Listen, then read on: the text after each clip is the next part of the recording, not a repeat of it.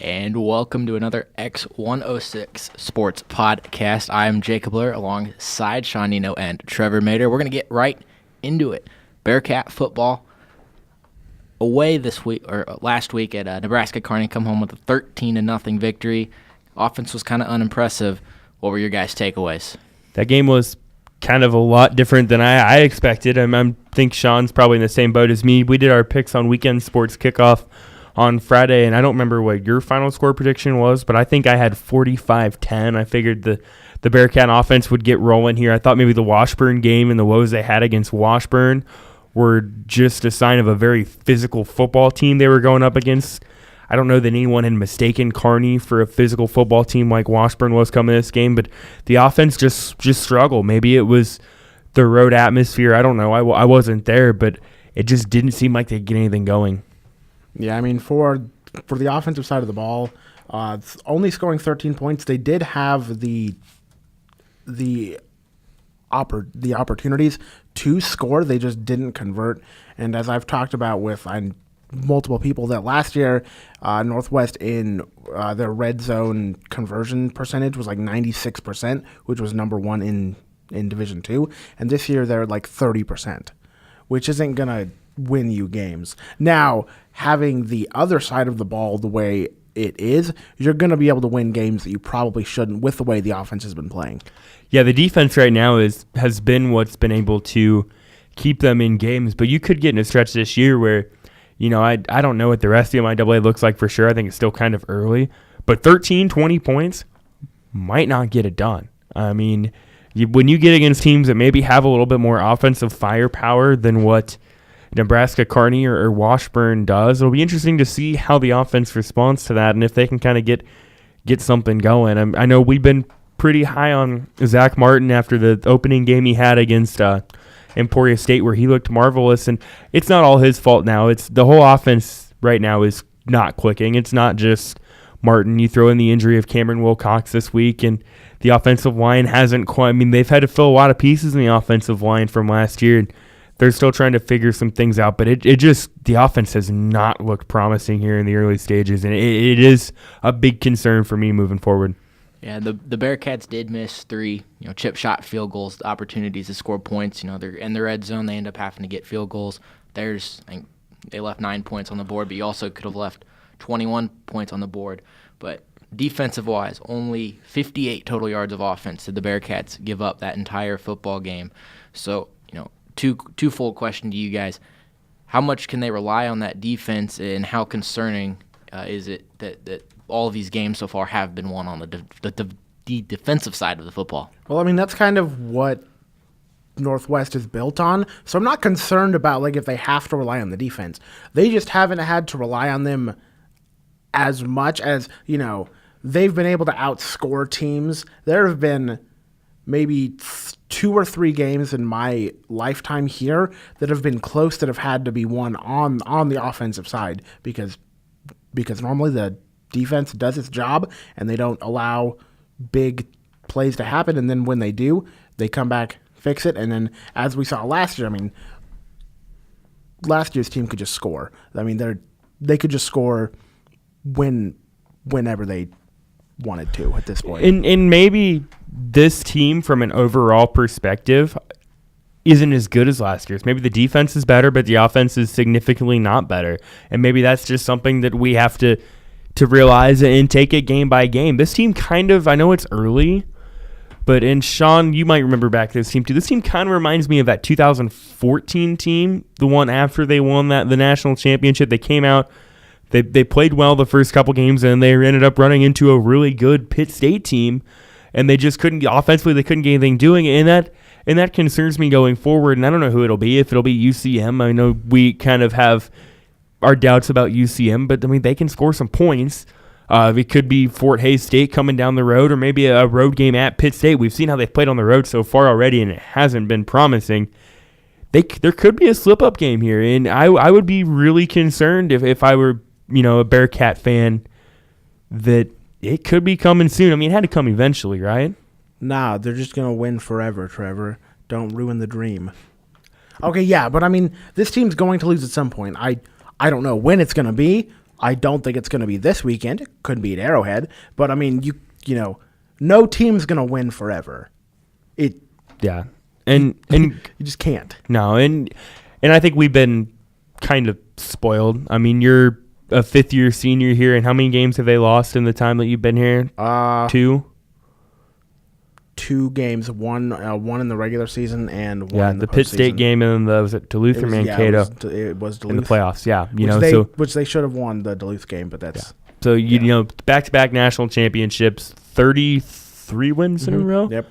It's been pretty. We've been pretty spoiled here, so at some point, I think it maybe is going to end, unfortunately. But going back to what you said earlier about the special teams, I think the last couple of years having Simon Mathieson, we were also pretty spoiled. Yeah, we just kind of like look at it like, oh, he's a kicker, he's doing his job. No. Like, this is a guy that could go pro who, actually had scouts, here. And so, he's still out there trying to find a job. And, but kickers, for whatever reason, seem to now be getting worse. Maybe there's just, I'm just watching more games and seeing kickers more often, but just even NFL, D1, D2, I don't see it as much, but I don't see very much out of basically Bearcat sports. So, but yeah, it just seems like college guys seem to miss more than they used to. I don't know what exactly to make that out to me. And I think we were so accustomed to the last couple of years, okay, if the offense can't get it in, Mathiesen's going to come out, he's going to kick a 40-yarder, and it's going to be good. I mean, last year I think he had one missed field goal, and it was blocked. If I remember correctly, was that the Ferris State game maybe where he had a blocked field goal? It's escaping me where it was, but that definitely is a concern right now that, when you get a game like, the Arrowhead game to me has trap written all over it. I don't know how good Central Missouri is. It's still kind of early, and it's difficult to get a good grip on them. I mean, they beat Pitt State. They lost to they beat Fort Hays State by 17. Then they played Missouri Western, maybe a little too close for comfort. Oh, this is looking at last year. What am I doing? Holy cow. No wonder why I was totally off on that. You look at this year, Trevor. This is what happens when you don't get a lot of sleep.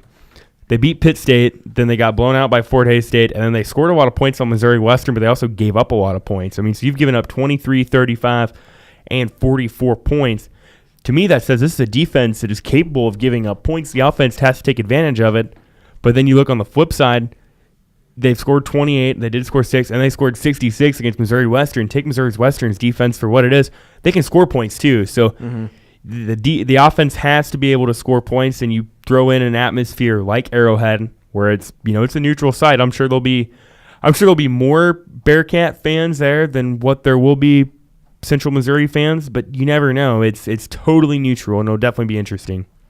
And just a little bit of an interesting stat from the Nebraska-Kearney game. The defense only gave up 2 completions to Steve Worthing, the Nebraska-Kearney quarterback. Well, they're also 2 completions. They're also a triple option team, so that But he had 22 attempts on here on the stat sheet, 2 completions. So the defense put together a stellar performance.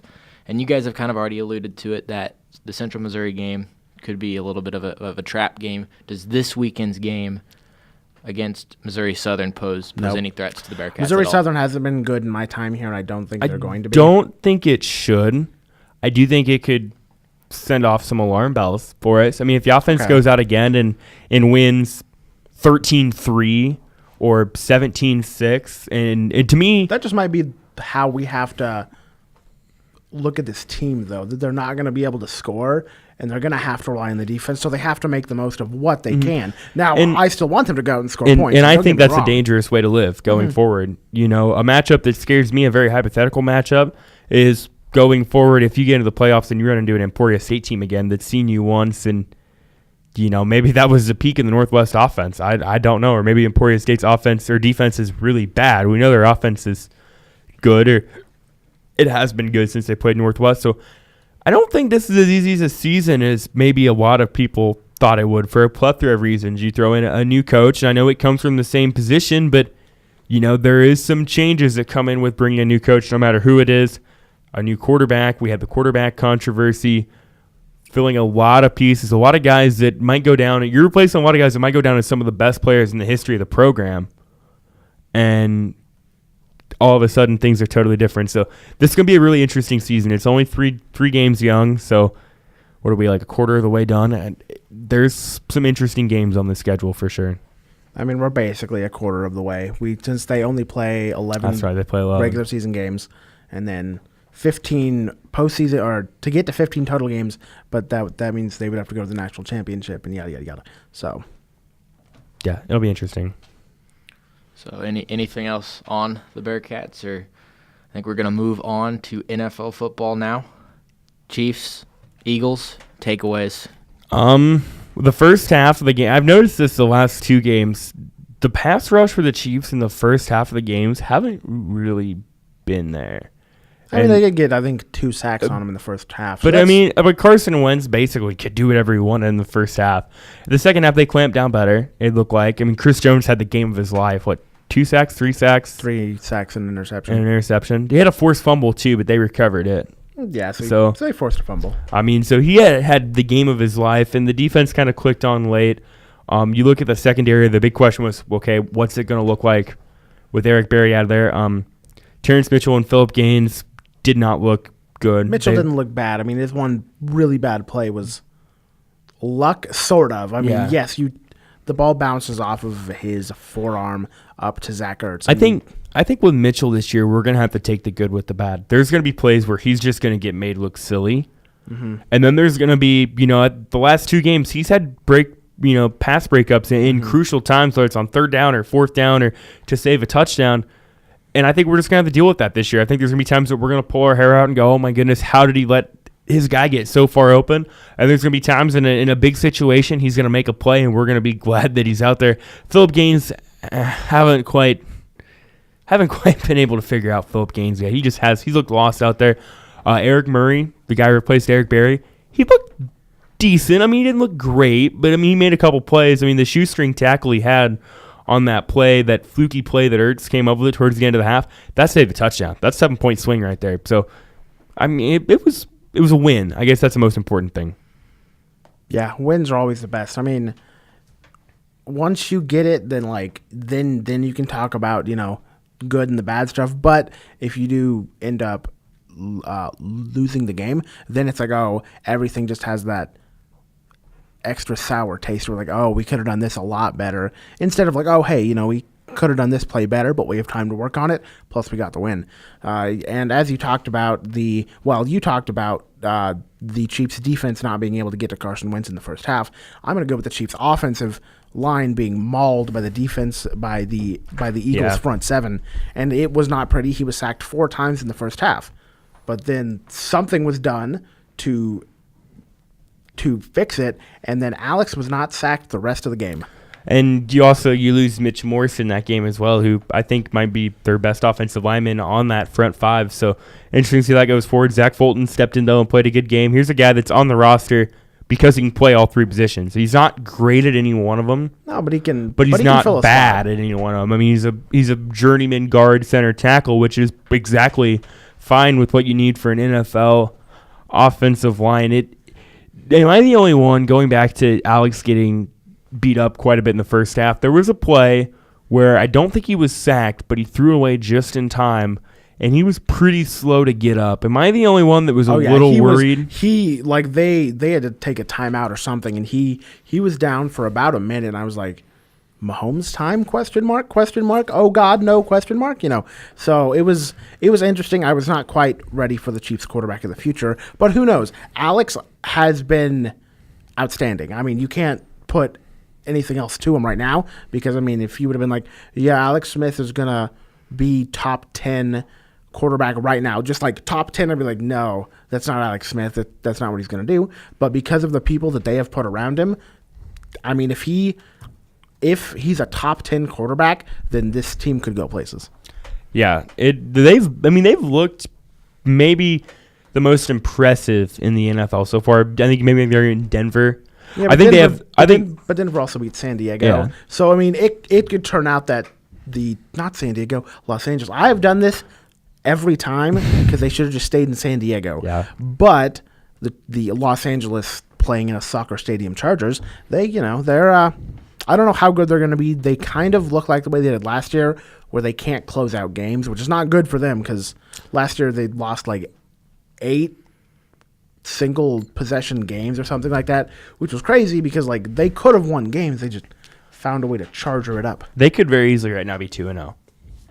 I mean, if they don't get a field goal blocked, then that at least goes into overtime, and then what is it, Young Hoku, right? Yeah, Young Hoku. You guys should go check out a tweet by Joel Embiid. Great tweet. But I mean, if he makes it, then they're going to win that game. And then at this point, the AFC West is then a 7-1. Yeah, the AFC West has looked good right now. I mean, I think the Chiefs have the best resume through 2 games. When you look, you go on the road, you beat New England, you beat a good Philadelphia team. I mean, that Philadelphia team I think has the potential to make the playoffs. I'm not sure they will. I think the NFC is a lot tougher than the AFC this year, so I'm not sure they make the playoffs. But it's a good team. But you look at Oakland; they beat a good Tennessee team on the road. That's a good win. I think that'll be a lot better win by the end of the season. Then they beat the Jets, you walk out and you get the Jets. You did your job. That's all I expected. And they looked pretty good. I mean, they won that game pretty convincingly. Yeah, it was like 45-20. Yeah, I mean, don't give up a lot of touchdowns to the Jets, but they gave up like 167 yards. So yeah, I mean they look good, and Denver's looked good. I mean, Denver has looked better than I gave them credit for. Yeah, me too. I thought Denver was a 4, maybe a 5-win team, and they're already halfway to that. So I mean, I hope maybe things turn. I'm still not sold on Trevor Siemian. I don't know how much of that is Dallas's defense is just really bad. I mean, Dallas overall did not play well, No. so I expect them to have a bounce-back week coming up. I mean, we had almost as many yards as Ezekiel Elliott just walking from the office to the studio to record. I mean, that's how bad of a week the Cowboys had. Yeah. And going back to the Chiefs real quick, one thing I really like to see is first half it really looked like the Eagles and the Chiefs were 2 very comparable teams, equal competitors. And then halftime, Andy Reid, Bob Sutton, they were able to make the adjustments in the locker room come out, and they looked like a much superior team to the Eagles in that second half. And that's the encouraging thing is when you've got coaches that can go into the locker room, see what's going wrong with the offensive line, the secondary of the defense, fix those issues, and come away with the win. So moving on to the Patriots and the Saints. The Patriots kind of manhandled the Saints. Concerns gone, or are there still some concerns about the Patriots? I mean, you can do anything you want against the Saints defense. They defensively still give up a lot of yards. Granted, the Saints offense is one of the better offenses in the NFL. I don't know. I know Dante Hightower is going to be back soonish, it sounds like, sooner rather than later.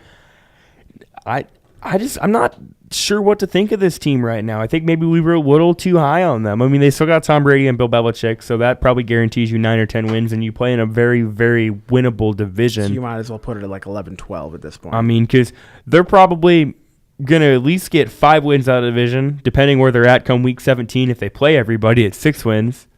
I mean, so you got to get, 3 or 4 wins outside of your division to win that division and make the playoffs? I think they can do that. They're dinged up right now. Amendola's out. Gronk is Edelman's perpetually out. hurt. Yeah, I mean, Gronk is, in injury waiting to happen. This is just maybe a little bit of an underwhelming Patriots team through 2 weeks. Now, I know it's still early, and they play the Texans this week, so they'll probably prove me wrong and hang like 50 against the Texans, which would, I guess, be fine with me. But it's tough to say. I mean, I think we all agree New Orleans is pretty bad right now. Yep. Yeah, and the Patriots, they were your favorites, obviously, coming into the season. Right now, I think that the AFC West, you just throw them out there as your favorites in the AFC right now until the Patriots show something different. And I've said all along with the Chiefs, now that you went on the road to New England and won that game, if you can beat Pittsburgh and split with Oakland, the AFC runs through Kansas City. That's still asking for quite a bit. Because you get Pittsburgh and then you turn around and you play Oakland at Oakland on a short week after playing Pittsburgh on Sunday. But right now, I mean, New England's not the best team in the AFC through 2 weeks. I know it's still very early. We'll check back in December and see how they are in December, and they might be a lot better. True. And then another game I had on my radar over the weekend was Atlanta and Green Bay. And we know Green Bay is pretty good, but what was Atlanta going to do? Atlanta comes away with a 34-23 victory. What are the thoughts on Atlanta after an underwhelming victory against Chicago to now come out and get that 11-point win against Green Bay? Well, the Packers – sorry, go ahead, Sean. This wasn't even a close game. No. The Packers scored 13 points in the fourth quarter. I mean, at this point, I didn't get a chance to fully watch the game, but it was like, what, 31-3 or something? I shut it off when it was 31-7. Yeah, like it was not a game, and then Aaron came in, threw a few garbage time touchdowns, basically, but the game was over already. The Packers' defense is not very good. I think we can all kind of agree with that. Atlanta offensively played really well, and this is... I mean, that also kind of has to do with the Packers' defense being bad, which can make any team look good, but I do think they're getting back on track. To me, this was a compelling matchup because it's a rematch of the NFC Championship game where Green Bay got pasted after everybody thought they would come in and win that game and go to the Super Bowl. So I thought, okay, maybe Green Bay is going to get some revenge and they're going to be hungry. But then you got the new stadium opening in Atlanta, and it was definitely a good way for them to start off that new stadium. And they played really, really good on Sunday night. I'm still not convinced they won't have a little bit of a hangover from the Super Bowl. But right now, through 2 games, I mean, they did struggle against the Bears. But, I mean, they look good against Green Bay. So, It's tough to say. Yeah, I had Atlanta doing pretty good in this season when we made our predictions a couple weeks ago after week 1. I was kind of questioning that week 2. You're only 2 weeks through, so kind of making reactions early in the season isn't the best thing to do. But 2 underwhelming teams, both the Giants and the Seahawks here in week 2. Yes. The Seahawks, 12 points against San Francisco, only come away with a 3-point win. And then last night, the Giants' offensive line debacle. What are those? Because all 3 of us had those 2 teams pretty high up on the season, but so far they have not looked very good. Didn't somebody pick the Giants to make the Super Bowl? Whoops. Did you have Giants-Patriots? Yep. That's looking really good right now. Yeah, I know.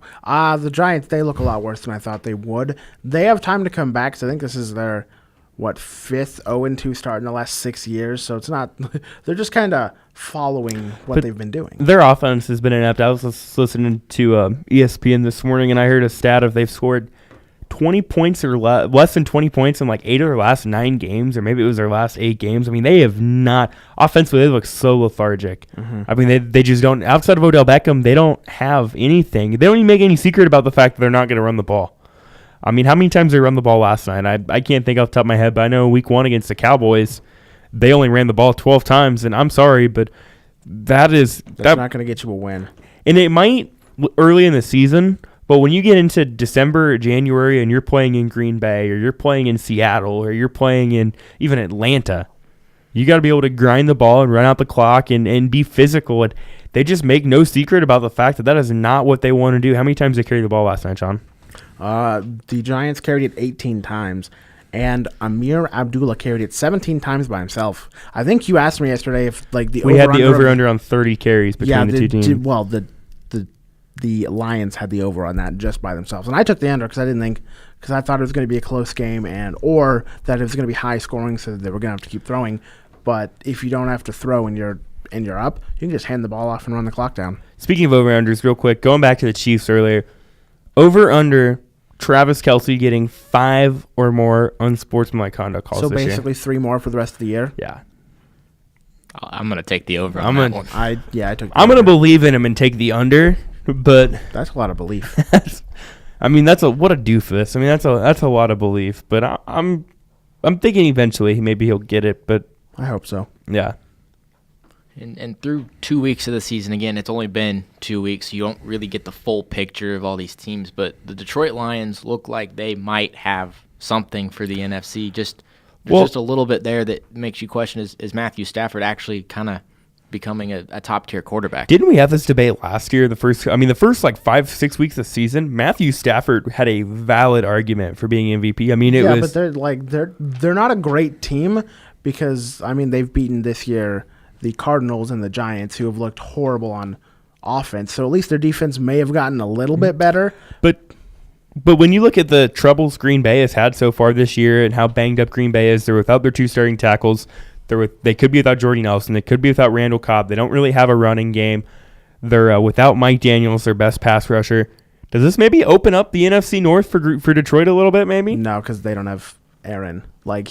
He is the great equalizer in the NFC North. But could this be a coming out party for Matthew Stafford? I mean, could it be? I mean, I know the guy's been in the league like 9 years, but we've always kind of, I think, maybe had him on that tier just below the elite guys of Rodgers, Brady, Breeze. I think last year was a coming out year for Matt Ryan. I mean, I don't think anyone had Matt Ryan in the tier that he's in now.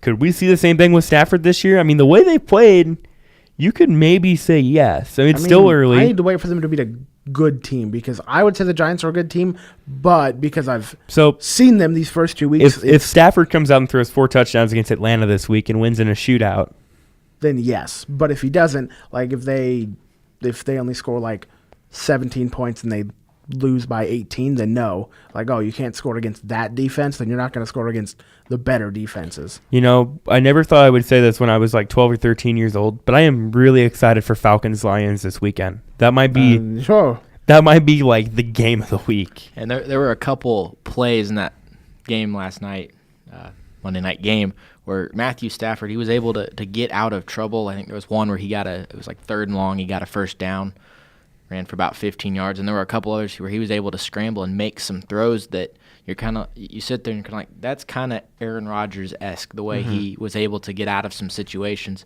So it just kind of makes you wonder with the Lions, as Matthew Stafford kind of jumped that second tier to that top tier, but we'll have to see what he does against a better team. And then the other thing I see, Carolina, I think we all thought they were going to be pretty good, but Cam Newton right now, he's struggling.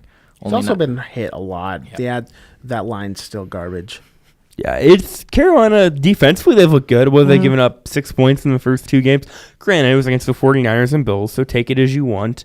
It'd be interesting to see what they do this week against New Orleans. You know, a more high-powered offense. And it'll be interesting to see what their offense can do against a lesser-powered defense. There could be a lot of points in that game. I mean, they're very, or it could be a Carolina 10-7 win or something like that.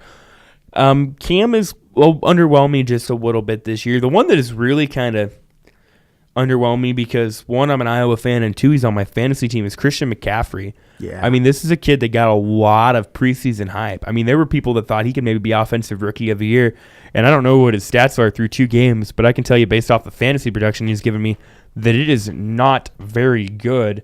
They just haven't, I don't know what the deal is with that. They just haven't been able to get him involved the way they would like to. And now you throw in the fact that Greg Olson's on the IR, so he's out until at least week 8, I believe, at the latest, or at the shortest amount of time. So I don't know what to think of this team. It's still week 2. I mean, I feel like I say about every team, but you really don't. I mean, you have such a small sample size, and a lot of these teams that are really good, or we think are really good, are playing really inferior opponents at the moment that we kind of knew weren't going to be good coming in.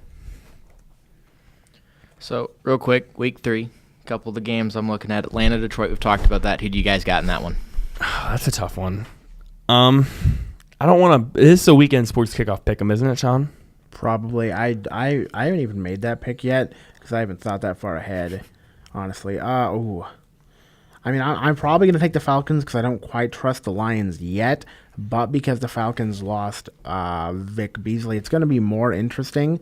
Still going to take the Falcons, but I wouldn't be surprised if the Lions can take the win. I'm going to go and call it right now because I guess my WSK picks are so bad right now, anyways, it doesn't really matter. Lions at home. Okay. I mean, they both play in domes, so it really doesn't matter where they play. And finally, you guys don't have to pick this one, but Kansas City, the Chargers kind of go into week 3. Is this a possible trap game for the Chiefs with the Chargers kind of losing 2 close games? You're going into the soccer stadium. Should the Chiefs be worried about kind of falling into a little bit of a trap? I say yes for another reason. The Chargers play teams close, and they find ways to lose. They don't find ways to lose every game. They just find ways to lose most games. So they could mess around and find a way to win this game. What I'm going to be interested for, and maybe Sean can answer this, is which team will have more fans there? Did you remember when the Chiefs played in San Diego that last game? There were almost more Chiefs fans there than there were. I mean, at that point, they pretty much knew they knew coming. So, well, there were more Dolphins fans. I mean, but you have to go all the way out to Los Angeles. That's Oakland, that's okay, but Los Angeles just seems like too much of a hassle to go out to for a weekend. Denver, though, I think you could actually make that in a drive, so that's okay enough. But Los Angeles, I don't know. I think there will be more Chargers fans there, but it's not going to be by a lot. Yeah, there were more Dolphins fans there last week than there were Charger fans. There were also more fans of the USC-Texas game than there were the Rams and Chargers game combined. Yeah, that doesn't surprise me. But then also I saw a thing where, I looked on Friday during Weekend Sports Kickoff just for the fun of it at tickets for the Chargers game, $100 for upper-level seats. Parking, general parking for a Chargers game, $100. So I have to pay $200 to watch a team be bad. Play in a soccer stadium and be bad. Yeah, and and as if driving through LA wouldn't be enough of a pain, and finding a spot to park, you got to pay $100 to park. No, I'm good.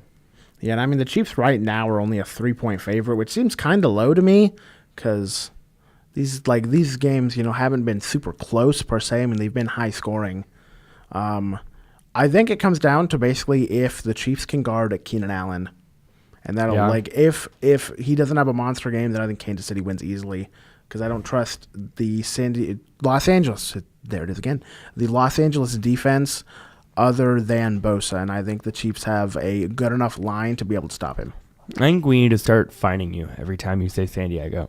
So it's kind of like how Travis Kelce gets fined for taunting and like that stuff, and we're gonna fine you $15,000 every time you. Well, I mean. Okay, I don't have that. How about I buy someone a taco? Okay, so you're 2 tacos for the game. No. We're not at to. We start now. Because fine. I was not under the assumption that was. Because then I'll start focusing. So I'll believe that when I see it. This is getting out of hand. We should probably move on. Yeah. Maybe. So the Chiefs, then the Chargers, they're going to play at 3:25 on CBS. We're going to go ahead and make a big shift. We're going to go baseball now. Playoffs close. I think there's about around 6 games left for everybody. Big kind of the big questions. What's going on with the Dodgers, and are the Indians the favorites with their big win streak they just came off of? I think the Indians are a favorite in the AL. The NL is kind of weird to me because you look the Dodgers. Yeah, they've been skidding. I mean, they still have 96 wins, so it's not like they still have the most wins in the league. But that doesn't necessarily. I mean, you look at. How many times in baseball does the team with the most wins win? Not as often. I'm just saying, yes, they have been skidding, but they still have the most wins. So I'm still not sure. I think we could see a Cubs-Indians rematch in the World Series. So I don't want to watch that. I like new things. I mean, I'd be fine. The Nationals have looked good. They're at 90. But they're gonna choke in the playoffs like they do every year, just like the Dodgers. Honestly, it's like I hope the Diamondbacks or the Rockies. You trust doing one of those? Do either one of those have the pitching to do it? Because I don't think so. I think the Rockies have to manage because you can't get a good guy to go out there because his numbers are going to be horrible. Yeah. So I think the Indians are definitely the favorite in the AL right now. The NL, man, any one of those 5 teams would not really surprise me. Mm-hmm. I still think Chicago because they have that postseason experience and they know what it's like to get there. And this is a team that everyone kind of thought would come back in and make this year look easy and repeat, and they really haven't. So that would be my. I think we're probably set up for an Indians-Cubs rematch. That's following the script, Trevor. We don't like to follow the script here. My guess, as of right now, I want to take Houston because I think they're kind of like Kansas City was. They're just. Yeah. I mean, they're Houston, and we kind of ruined their season in 2015. It was because that also might have been their year. So I think I'm going to take Houston, and oh god, I don't want to take the Cubs even.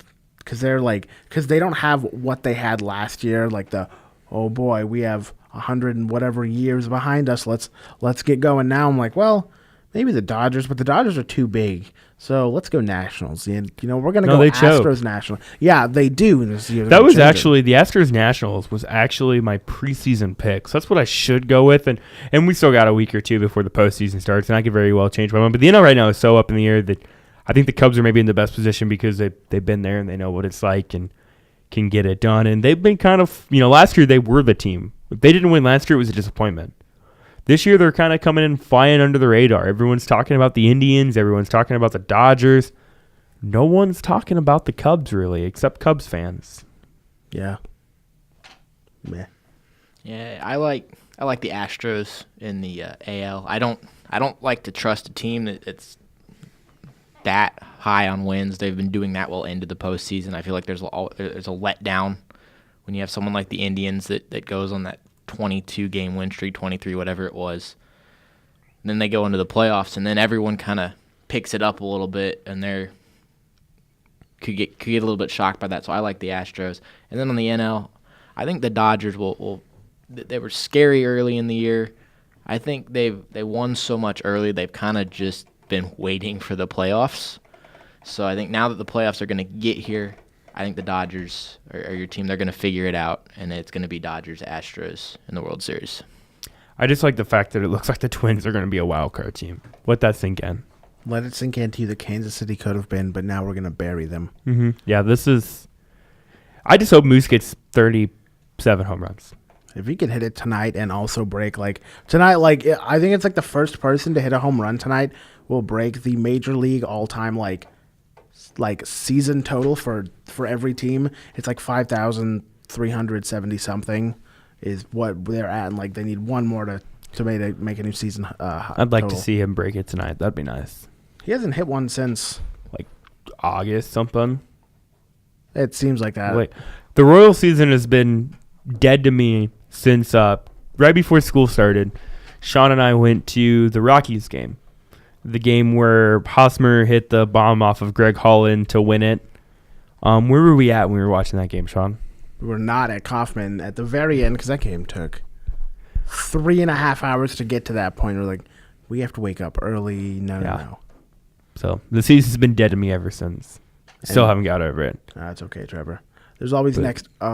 Oh, wait, players are going to be gone. We'll be back to the old Kansas City ways where we grow talent and send them off to their new homes. So, it'll be interesting to actually see how fans react going into next year. Because, Kansas City has gained fans that are the team's winning, let's go hop on the bandwagon. So it'll be interesting to see how that kind of goes into next year. Yeah, it'll be interesting. And to me, this is kind of where we're at in the season is, okay, do we keep Hosmer? Do we keep Moustakas? I don't think pay him. Yeah, and I don't think you keep both of them. I just don't think you can. I honestly don't know how you do it.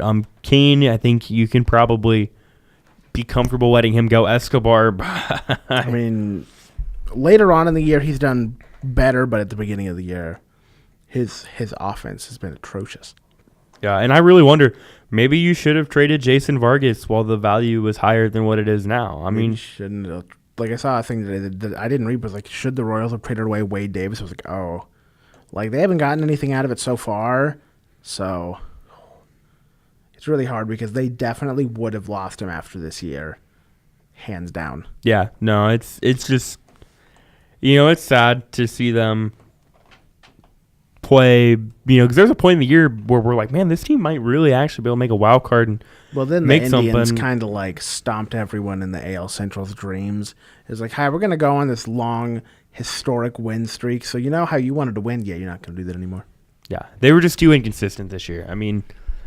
It's kind of the same story as last year where you had a month where they almost couldn't lose, followed by a month where you almost couldn't win. Mm-hmm. It seemed like all the breaks and stuff they caught in 2014 and 2015, winning. You should make an argument in those 2 years. They won a lot of games maybe they shouldn't have. It's almost like they caught up to them the last couple of years. Just my take. It kind of feels bad because, I'm so used to Kansas City being able to be close to the playoffs, and now it's just they're not going to get there, plus all the guys are going to be leaving. So it's going to be very much a transition year, I think, next year. Yeah, and the Royals just a couple weeks ago, they were kind of still in the thick of that wild card race. They were kind of at the bottom of the wild card race, but they still had I think they're only 2 or 3 or 4 games back, and with plenty of games left to get up there. And then they were at 500 about a week ago. Now they're sitting 3 games below 500. 3 games below 500. They just, when you get to the end of the season to get into the postseason, you got to win. They haven't been able to win, and unfortunately, I think. Technically, they're not mathematically eliminated from playoff contention, but a lot of stuff has to happen for them to make the playoffs, so you can kind of chalk it up, and the Royals are out of the playoffs this year. Giancarlo Stanton, 55 home runs now. Does he get to 60? 12 games left? 13? I don't think so. He went through too long of a stretch of not hitting one to get it. I think he'll hit. I'm going to say 58. I think he gets close to 60. I think the number he wanted was 62, if I'm not mistaken. That's the one that he wanted because that's one that he's looked up to since he was a kid. It's the Sosa, McGuire. Yeah, it's the one before. No, it's even before that. Roger Maris. Yeah, something like that, where that's the number that he wanted to get to because he didn't, with all the stuff that went on in baseball when they got to above, to what, 73 is it now? Something like that? 72, 73, Yeah. Barry Bonds. So, yeah, he just wants to get to 62, and I think he can do it. He just has to start hitting them really fast. And baseball in general this year, it's kind of been a historic year in terms of home run hitting. Getting to the postseason, the pitching kind of tightens up. Do we still see as many home runs in the postseason, or is it going to go back kind of to dominant pitching? I hope it stays the same way because I'm a guy that loves the home run ball. To me, I think it makes the game interesting because at any point in the game when someone steps to the plate, the game can take a complete 180.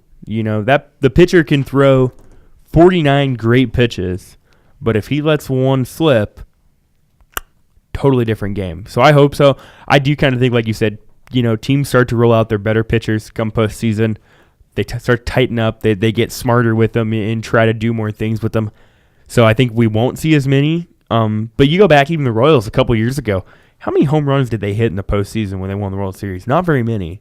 No, but this team didn't do that. Didn't at the time. They do now, which, is what it is, I guess. But I'm excited for the postseason. That'll be, this is kind of the part of the year where, at least me personally, I don't keep up with baseball as much as I probably should just because you got so many other things going on. You got the NFL, you got college football, you got the NASCAR playoffs going on. I just can't quite – there's only so many hours in a day, and baseball seems to take a back seat for me. Yeah, I mean, once it gets to the playoffs, then I can watch that like every single night because there's not like 15 games going on at once. There'll be 2 or 3 that I can tune into that, and if there's any college football, and I know the NBA will start up at the end of next month if I'm not mistaken. So there will be a lot of things going on at the same time, which is a really great time of the year if you're a sports fan. Absolutely.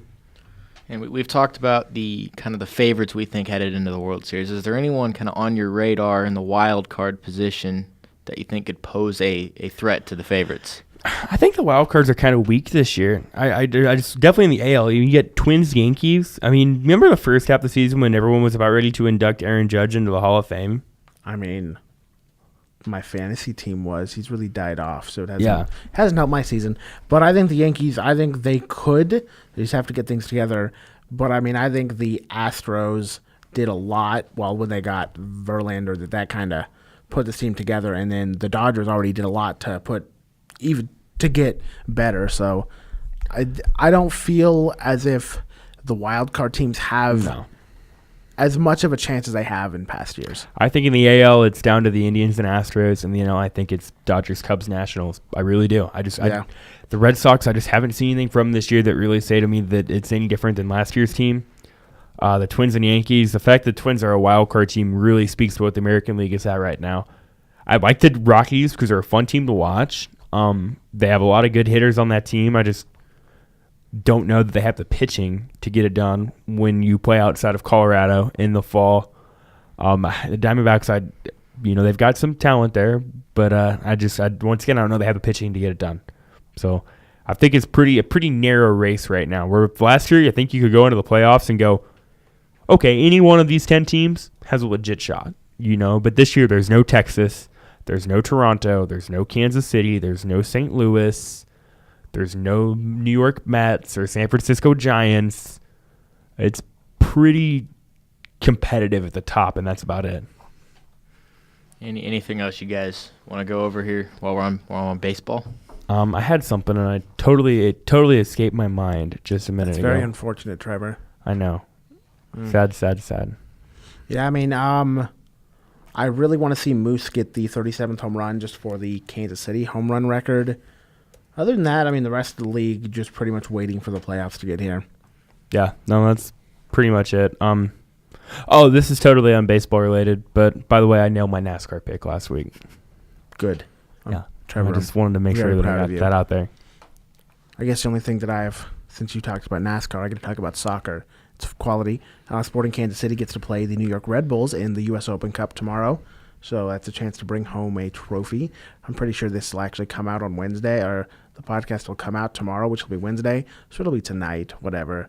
It's the September 20th at 8 Central on ESPN 2. ESPN 2. Do you see that ESPN? So ESPN had the Monday Night Football game, and then ESPN 2 had the Spanish version of it. That's cool. To me, does that say maybe they're just running out of stuff to air? Well, I mean, what are you going to run against against Monday night? Like, oh, well, we can run some baseball. Like, why would you do that? Like, just run a program you don't care if it gets views, or one that's like another thing for it. Yeah, well, they could. Well, I mean, they already have like 17 ESPN channels. ESPN Ocho. Well, for a little bit, but now it's back to ESPNU. I mean, they have the SEC network. Longhorn Network. Oh yeah, it still exists. Yeah, you remember when I thought it was a great idea? And that actually killed the Big 12. Remember that? No, it did. There's no getting around it. And lack of defense killed the Big 12 as well. Well, I mean, if you can score enough, you don't need defense. Unfortunately, they haven't been able to get to that part of it. Real quick, before we sign off and go on with our lives, NASCAR race at New Hampshire this week. Who do you like? Denny Hamlin. He's done well there before. He's a Toyota. He's got a fast car. I think he'll get it done. He's done good at New Hampshire. I'm gonna go Kyle Larson. Here's a guy that I think a couple more laps in New Hampshire, a couple years back in the summer, and I think he gets Denny Hamlin. So I'm gonna go Kyle Larson, and then it'll be Dover the next week, and I think we all know who's gonna win in Dover. The same guy that wins at Dover every time. So yeah, there's my NASCAR pick for the week. So. My NASCAR pick of the week is myself, because I will not be watching NASCAR. Not that I don't love this. Wait, what time's the race? Actually, I can't say that. Oh, I know come on, off the top Trevor. of my head. This is actually important, because with the Chiefs game at 3:25, like, I may need something to tide me over for the afternoon. You mean Browns Colts are not going to tie you over? No, that's going to make me do. No, it's not going to tie me over. The NASCAR race is at. Come on, Trevor. You can do it, Trevor.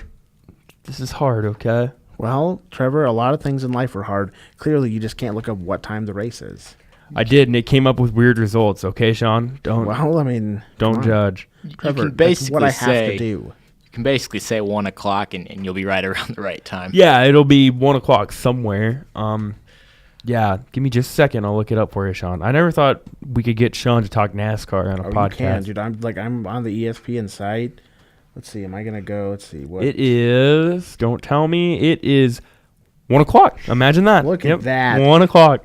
So that'll tide me over. It's on the NBC Sports Network if you choose to watch that. I mean, since there's no Chiefs and there's probably gonna be a garbage game on either CBS or Fox, then I'll watch it, because it's something. I have friends in town, so we'll actually see if they watch with me.